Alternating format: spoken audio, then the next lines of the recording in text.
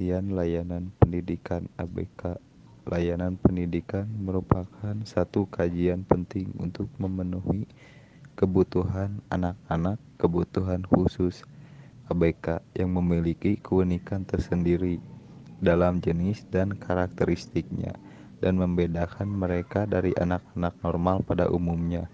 Keadaan inilah yang menuntut adanya penyesuaian dalam pemberian layanan pendidikan yang dibutuhkan.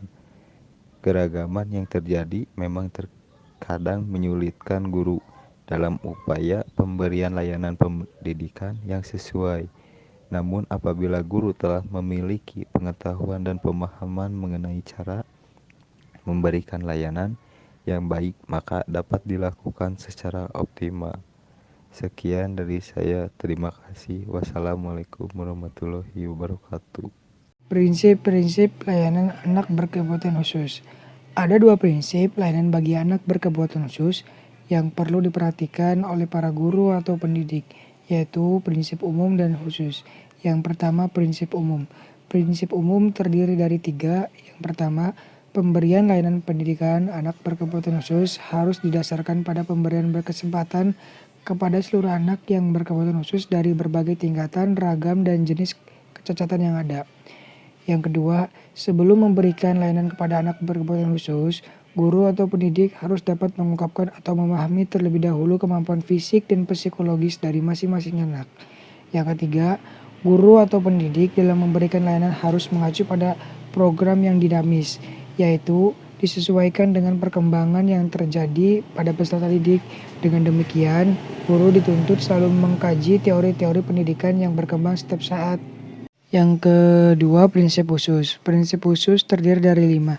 Yang pertama, prinsip totalitas. Prinsip totalitas artinya keseluruhan atau keutuhan. Dalam prinsip ini, guru dalam mengajar suatu konsep harus secara keseluruhan. Yang kedua, prinsip keperagaan. Prinsip keperagaan adalah prinsip sangat dibutuhkan untuk menjelaskan konsep baru. Dalam menggunakan prinsip ini sangat berkaitan erat dengan tipe-tipe belajar anak agar dalam mengeterapkan prinsip kepercayaan mengena. Yang ketiga, prinsip berkesinambungan. Prinsip ini sangat dibutuhkan untuk anak tunanetra dan mempelajari konsep. Yang keempat, prinsip aktivitas. Prinsip ini sangat penting, artinya dalam belajar mengajar, yaitu anak memberikan respon terhadap stimulus yang diberikan oleh guru. Yang kelima, prinsip individual. Prinsip individual artinya prinsip ini dalam proses pembelajaran dilaksanakan dengan memperhatikan perbedaan individu anak, bakat, dan kemampuan masing-masing anak. Terima kasih. Ini saya akan menjelaskan layanan pendidikan anak berkelainan fisik. Yang pertama, anak tunanetra. Apa itu tunanetra? Tunanetra adalah kondisi gangguan penglihatan yang menyebabkan penderitanya mengalami keterbatasan visual, baik penglihatannya terganggu atau tidak dapat melihat sama sekali. Layanan pendidikan bagi anak tunanetra menurut Hartman dalam Suparno 2008 meliputi 3 hal. Yang pertama, mobility, training, and daily living skill, yaitu latihan untuk berjalan dan orientasi tempat dan ruang dengan berbagai sarana yang diperlukan, yang artinya keterampilan kehidupan sehari-harinya, misalnya belanja, mencuci, memasak, dan lainnya. Yang kedua, tradisional kurikulum konten area, yaitu orientasi dan mobilitas keterampilan berbahasa termasuk ekspresinya dan keterampilan berhitung. Yang ketiga, communication media, yaitu penguasaan Braille dalam komunikasi. Apa itu Braille? Braille sendiri adalah sistem tulisan sentuh yang digunakan oleh tunanetra. Yang kedua, anak tunarungu. Apa itu tunarungu? Tunarungu adalah kehilangan pendengaran, ketulian yang biasanya hasil dari kerusakan bagian dalam atau saraf telinga. Layanan pendidikan yang spesifik bagi anak tunarungu terletak pada pengembangan persepsi bunyi dan komunikasi. Ada beberapa cara mengembangkan kemampuan komunikasi anak tunarungu. Yang pertama dengan metode oral. Cara melatih anak tunarungu supaya dapat berkomunikasi secara lisan atau verbal dengan normal. Yang kedua, membaca ujaran. Kegiatan yang mencakup pengamatan visual dari bentuk dan gerak bibir lawan bicaranya sewaktu dalam proses berbicara. Yang ketiga, metode manual. Cara mengajar atau melatih anak tunarungu berkomunikasi dengan isyarat atau ejaan jari. Selanjutnya ada model layanan pendidikan ABK. Model layanan pendidikan ABK ini terbagi menjadi beberapa bagian. Yang pertama ada model layanan ABK.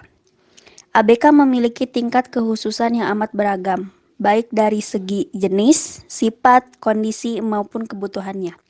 Oleh karena itu, layanan pendidikannya tidak dapat dibuat tunggal atau seragam, melainkan menyesuaikan diri dengan tingkat keberagaman karakteristik dan kebutuhan anak. Dari beberapa model layanan pendidikan bagi ABK yang ditawarkan, mulai dari yang model klasik sampai yang model modern atau terkini. Yang kedua ada model segregasi. Model segregasi merupakan model layanan pendidikan yang sudah lama dikenal dan diterapkan pada anak-anak berkebutuhan khusus di Indonesia. Model ini mencoba memberikan layanan pendidikan secara khusus dan terpisah dari kelompok anak normal maupun ABK lainnya. Dalam praktiknya, masing-masing kelompok anak dan jenis kekhususan yang sama dididik pada lembaga pendidikan yang melayani khusus dengan kekhususan tersebut. Perkenalkan, nama saya Tasya Hidayah. Di sini saya akan memaparkan materi tentang model guru kunjung dan sekolah terpadu.